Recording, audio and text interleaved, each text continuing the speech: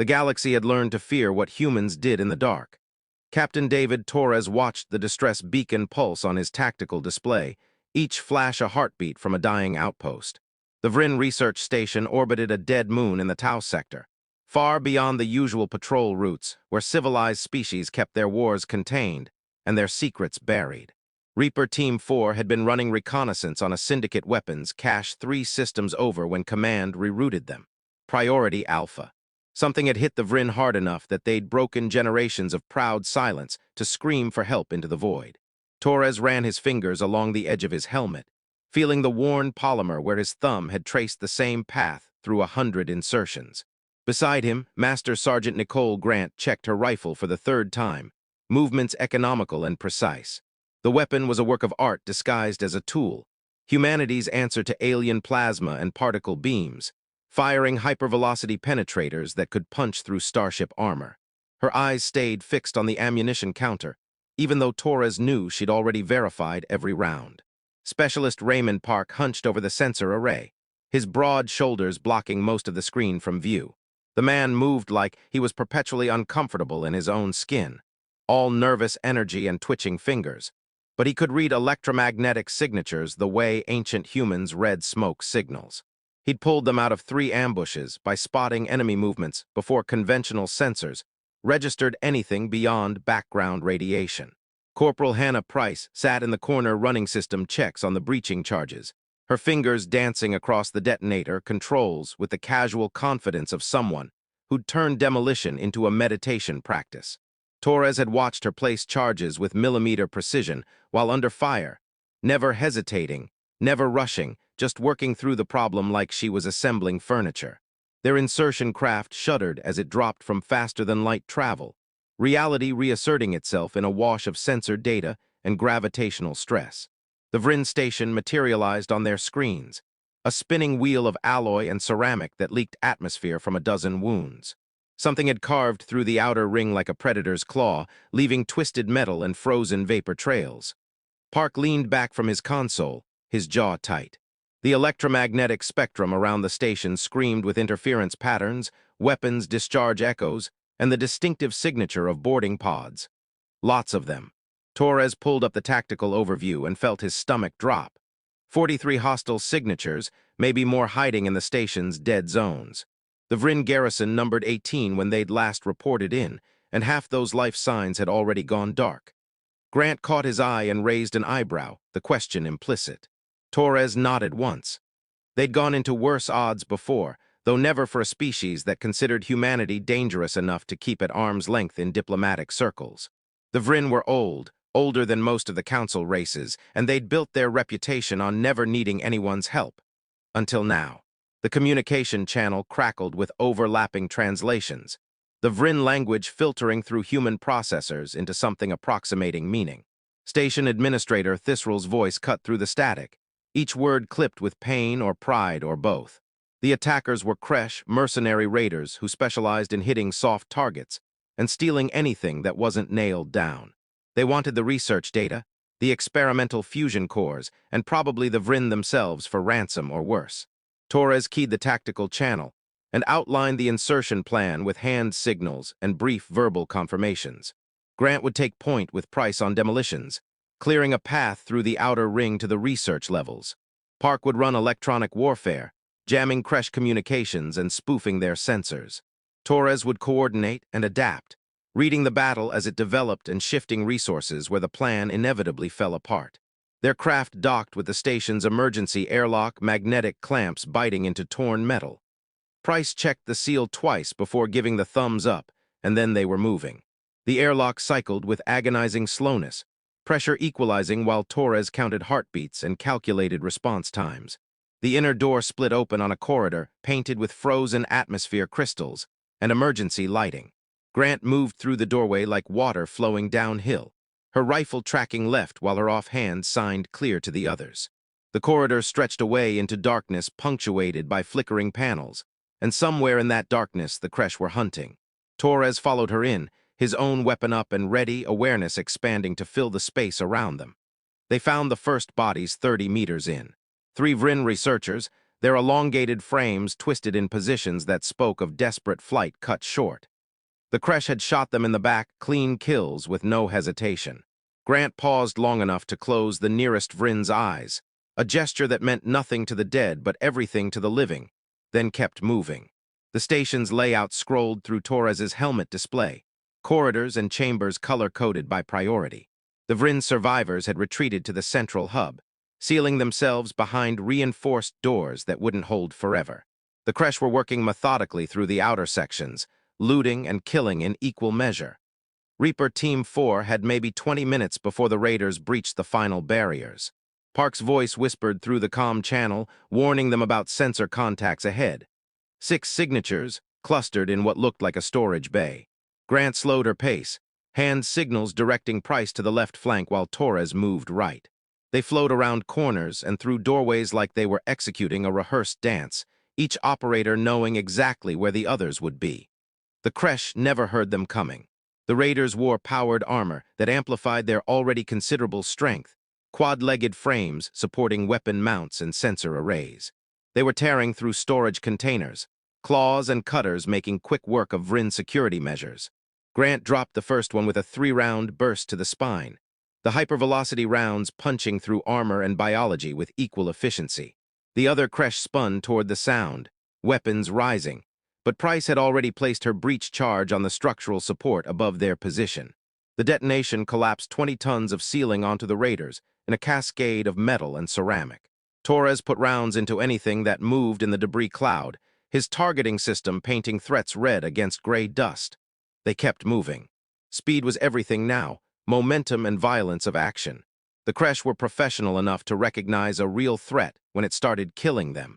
And within minutes, the entire raiding force would converge on their position. Park worked his electronic warfare magic, feeding false sensor data into the Kresh network and routing communications through interference patterns. The raiders would think Reaper Team 4 was everywhere and nowhere, a phantom force that defied conventional tracking. The central hub appeared ahead, a reinforced bulkhead sealed tight against borders. Grant placed her hand against the door and felt the vibrations of impacts on the other side.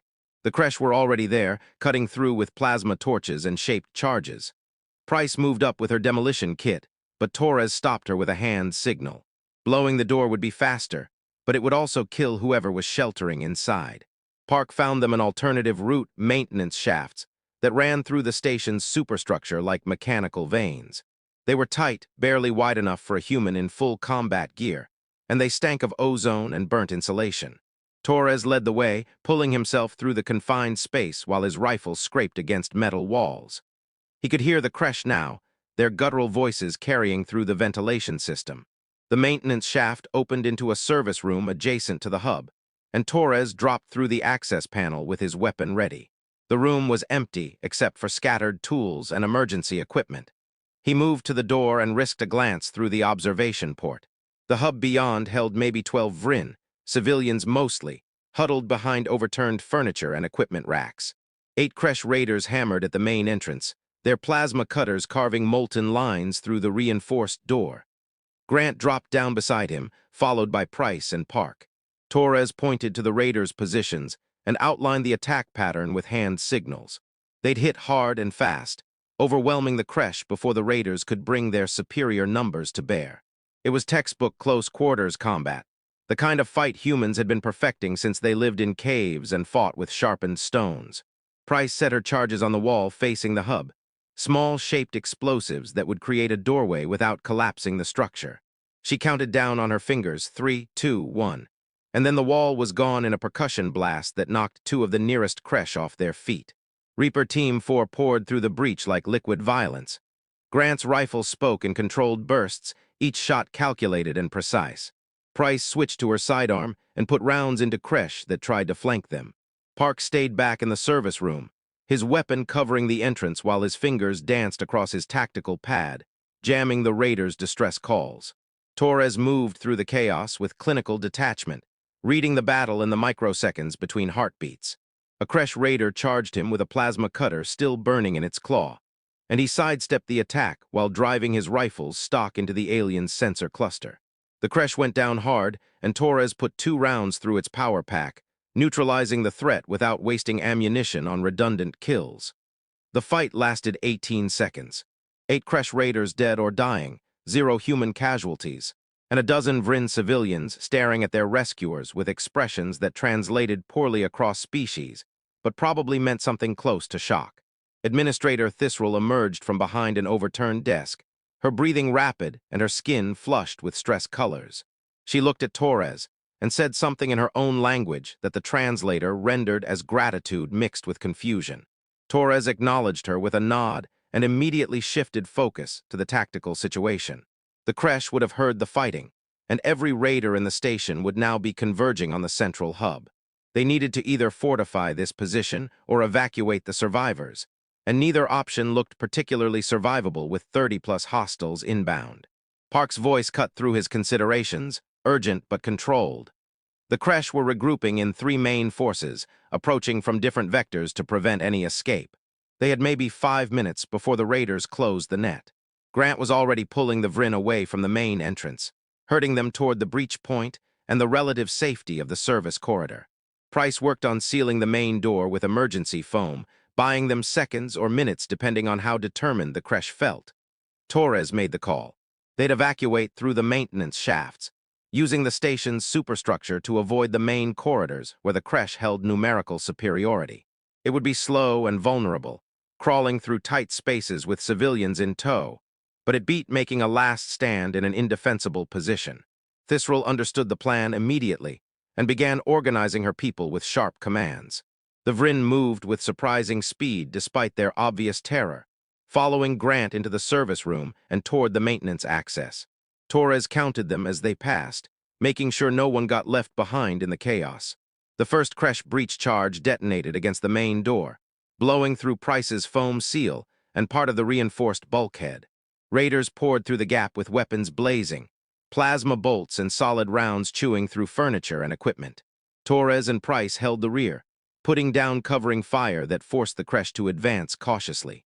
Every second mattered now. Every heartbeat another meter the Vryn could put between themselves and the raiders. Grant's voice crackled through the comm channel, confirming the civilians were in the maintenance shaft and moving. Torres and Price fell back through the breach in coordinated bounds, one moving while the other covered, a leapfrog retreat that preserved firepower and momentum. Park tossed a sensor jammer into the hub as they withdrew, filling the space with electromagnetic noise that would blind Kresh targeting systems for precious seconds. The service room door sealed behind them, and Price welded it shut with a plasma cutter salvaged from the dead raiders. It wouldn't hold long, but it didn't need to. They were already climbing into the maintenance shaft, following Grant and the Vryn deeper into the station's mechanical guts.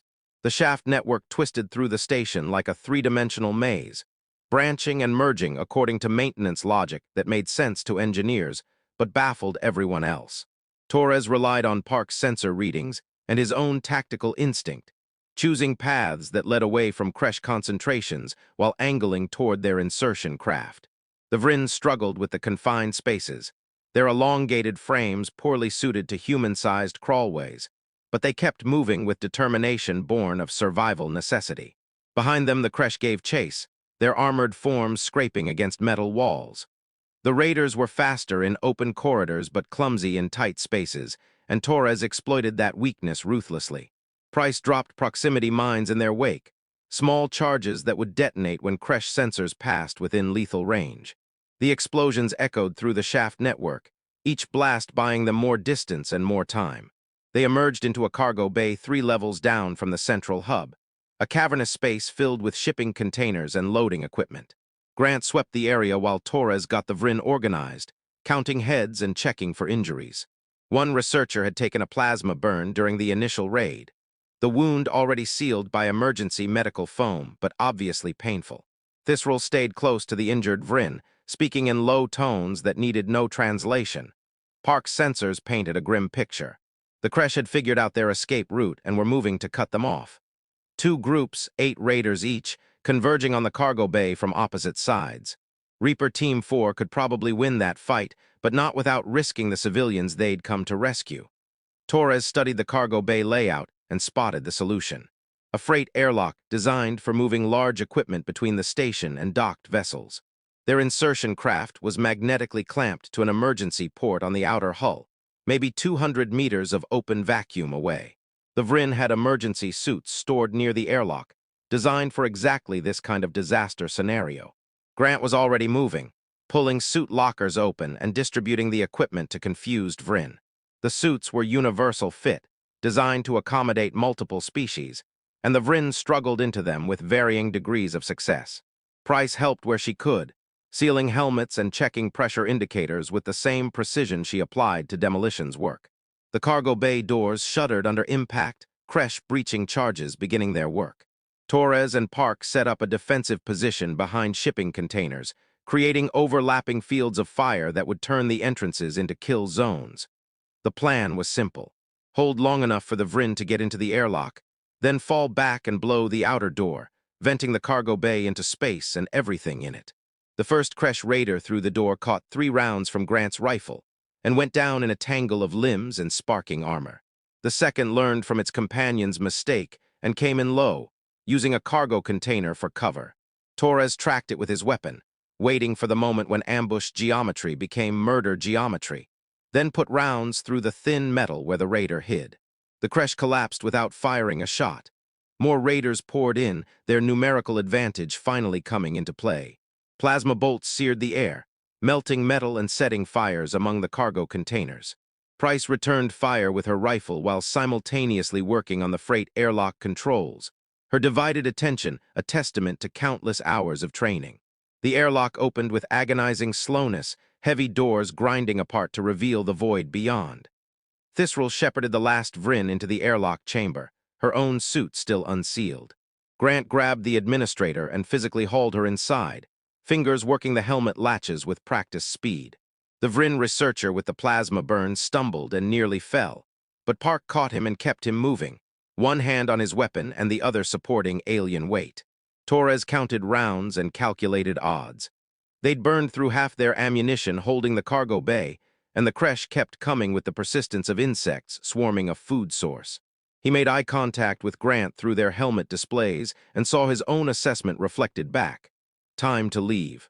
They fell back in textbook fashion, each operator covering the others while moving toward the airlock.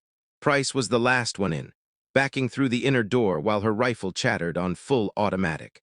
Torres slapped the emergency close button and the heavy door ground shut, cutting off the Kresh advance. Plasma bolts splashed against the exterior, heating the metal but failing to penetrate. The outer airlock door opened on hard vacuum and distant stars. Torres activated his suit's maneuvering thrusters, small jets that would let him navigate the hull exterior. The Vryn had similar systems but clearly lacked practice, their movements uncertain and wobbling. Grant and Price took up positions on either side of the group, herding them toward the insertion craft like sheepdogs managing nervous flock. The station's hull stretched away in all directions, a landscape of metal and ceramic broken by sensor arrays and docking ports. Torres oriented himself by the stars and the distinctive silhouette of their craft, then began the crossing. His suit's magnetic boots engaged and disengaged with each step, a rhythm that had become second nature through training and repetition. Behind them, the cargo bay's outer door exploded outward in a gout of frozen atmosphere and debris. The Kresh had blown it from inside, either in pursuit or simply from rage at losing their prey. Torres watched raiders tumble into space, their armored forms spinning away into the dark. Some of them fired their weapons uselessly, muzzle flashes bright against the void.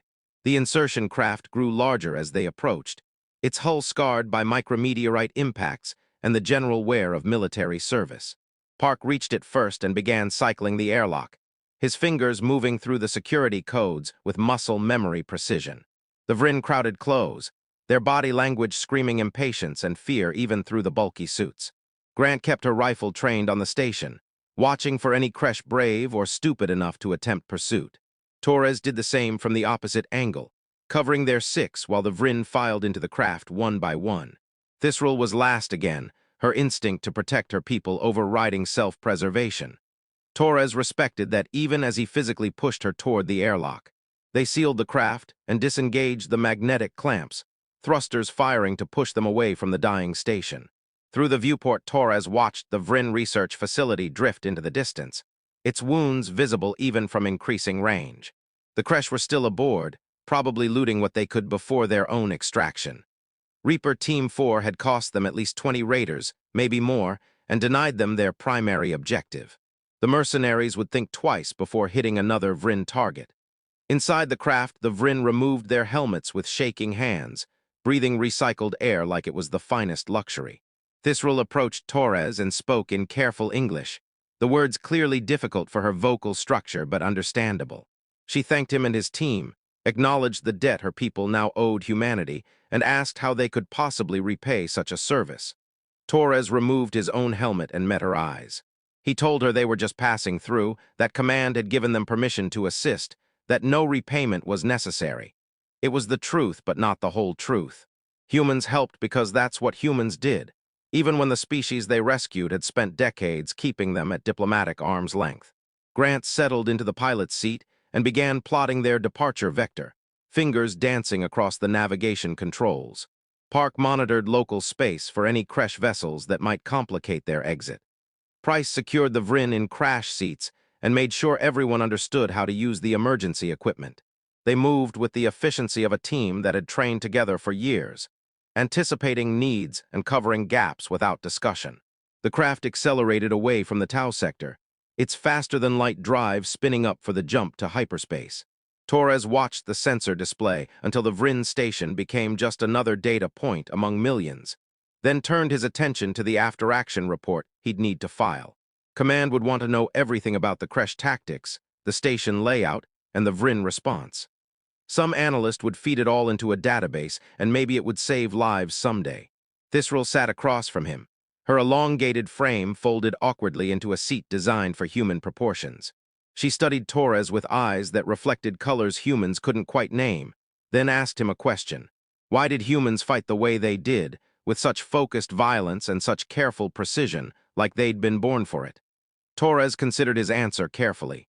He told her humanity had spent its entire history at war, first with nature, then with each other, and finally with the galaxy itself. They'd learned to fight in caves and trenches, in jungles and cities, in every environment their homeworld could produce.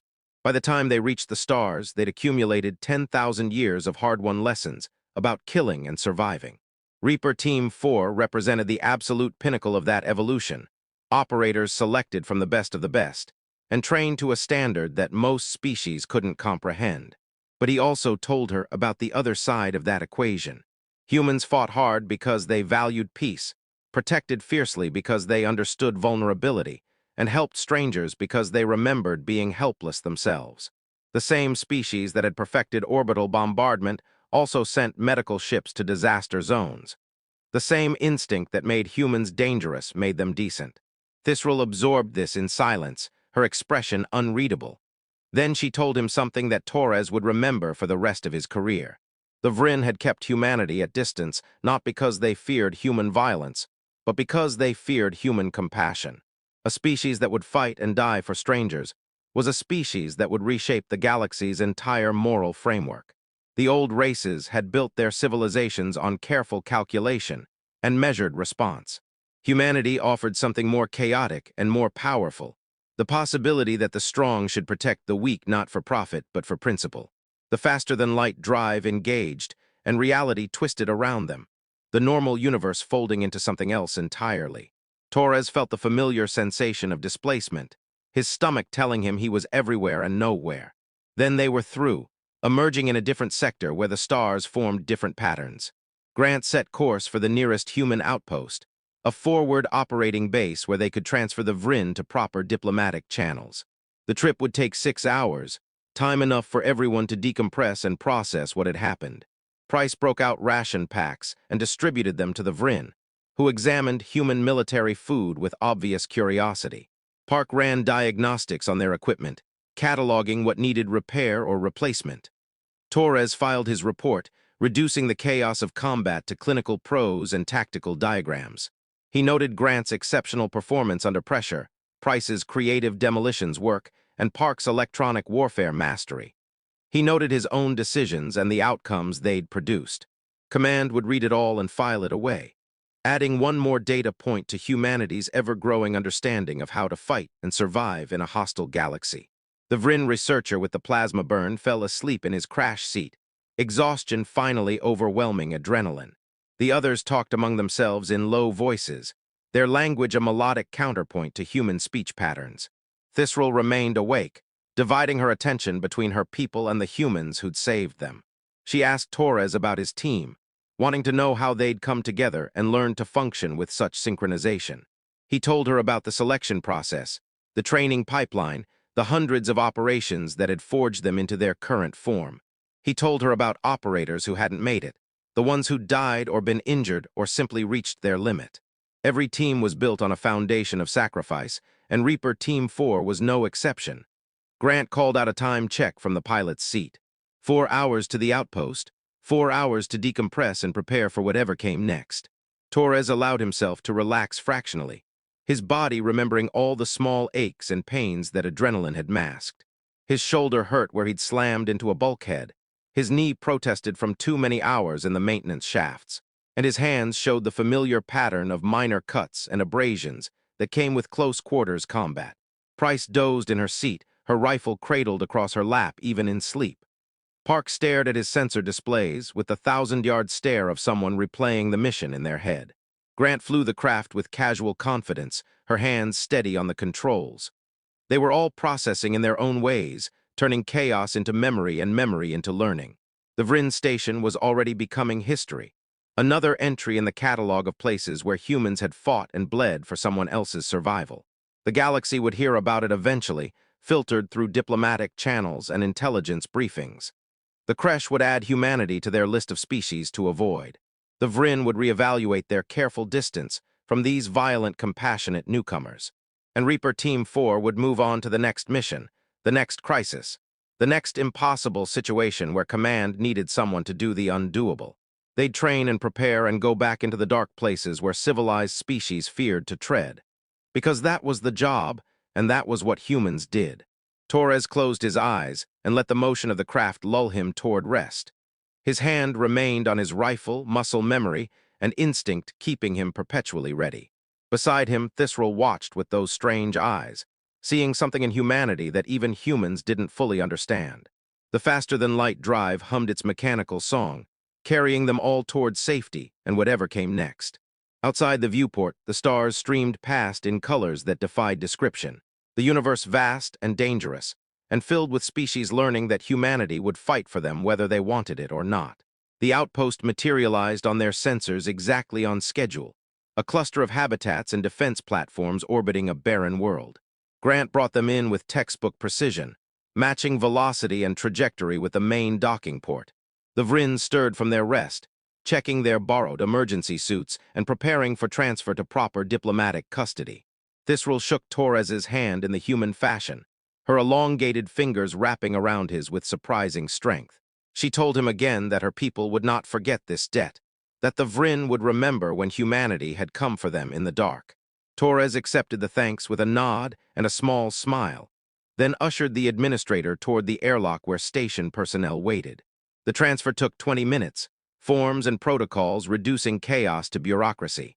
The Vrin filed off the insertion craft under guard, not because anyone feared them, but because regulations demanded it. Thisral looked back once before disappearing into the station, her expression conveying something that might have been respect or gratitude or simple acknowledgement. Reaper Team 4 remained on the craft, watching through the viewport as the airlock cycled, and the Vrin vanished from their responsibility. Grant began post-flight checks, while Price inventoried their remaining ammunition and equipment. Park uploaded his sensor logs to the station's intelligence division, feeding data into the great machine that helped humanity understand the galaxy it now called home.